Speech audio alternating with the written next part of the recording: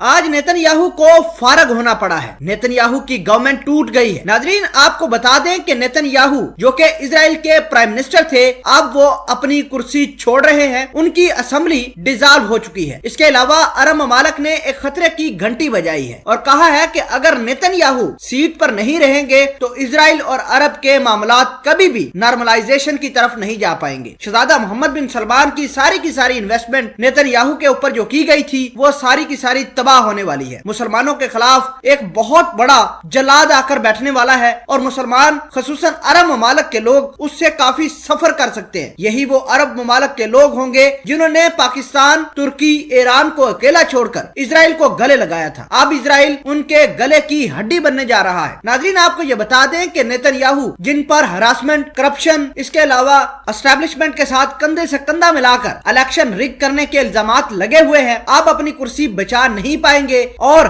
तकरीबन इस साल के आखिर में या अगले साल की शुरू में इजराइल के अंदर तबाही मचने वाली है। वो तबाही क्या होगी, नेतन्याहू का फ्यूचर क्या होगा और जो अरबियों ने बड़े बड़े पैसे लगाए थे नेतन्याहू के ऊपर, उसका क्या बनेगा, सब कुछ आज की इस वीडियो में हम आपको बताएंगे। छोटी सी गुजारिश है कि आप हमारा YouTube चैनल हसरात टीवी को सब्सक्राइब कर लें, घंटी के निशान को दबा लें ताकि लेटेस्ट न्यूज आप तक बर वक्त पहुंचती रहे। नाज़रीन, आपको ये बता दें कि अरब ममालिक जो कि बहुत ज्यादा पैसा इन्वेस्ट कर चुके थे इजराइल के ऊपर, इजराइल को धड़ल्ले से वो तस्लीम कर रहे थे, लेकिन अब हुआ कुछ यूं है कि कल रात जैसे ही नेतन्याहू की पार्टी बजट पास करवाने के लिए आई, वो बजट ना पास हो सका और असेंबली टूट गई। नाज़रीन, आपको ये बता दें कि चौथी मर्तबा इजराइल के अंदर इलेक्शन होने जा रहे हैं। असेंबली तो टूट चुकी है, अब नेतन्याहू का फ्यूचर बिल्कुल तबाह हो गया है। नेतन्याहू वो शख्स है जिसने पूरे अरबियों को तबाही के दहाने पर खड़ा किया, उम्मत मुसलमान को डिवाइड कर दिया, आपस में लड़वा दिया, कभी शाम के अंदर, कभी लबनान के अंदर, कभी सीरिया के अंदर, और मुसलमान एक दूसरे के गले काटते रहे।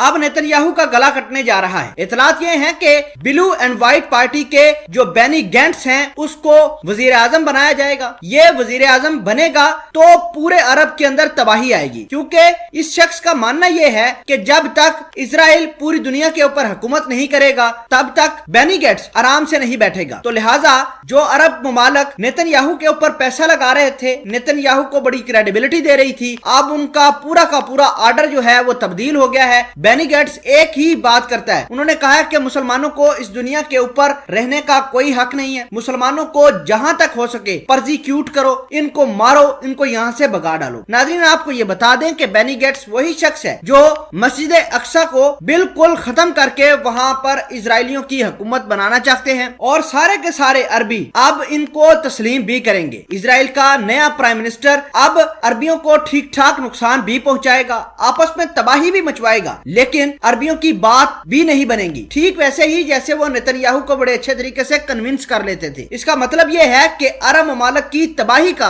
अब आगाज हो गया है। अरब ममालिक जो पहले मुसलमानों के खिलाफ ही उठ खड़े हुए थे, ईरान, पाकिस्तान, तुर्की के खिलाफ निकले थे, अब उनका अपना ही तबाही का आगाज होना है। इतलात तो ये है कि नेतन्याहू को आइंदा के बाद किसी किस्म का कोई ओहदा भी नहीं दिया जाएगा और इनके ऊपर करप्शन के चार्जेस लगाकर इनको जेल भेजना है, क्योंकि बहुत सारे लोगों का यह मानना है कि जितनी भी तबाही इजराइल की गवर्नमेंट की और इनकी फौज की हुई है दुश्मन से, वो सारी की सारी वजह नेतन्याहू ही है और इनको जेल जाना पड़ सकता है।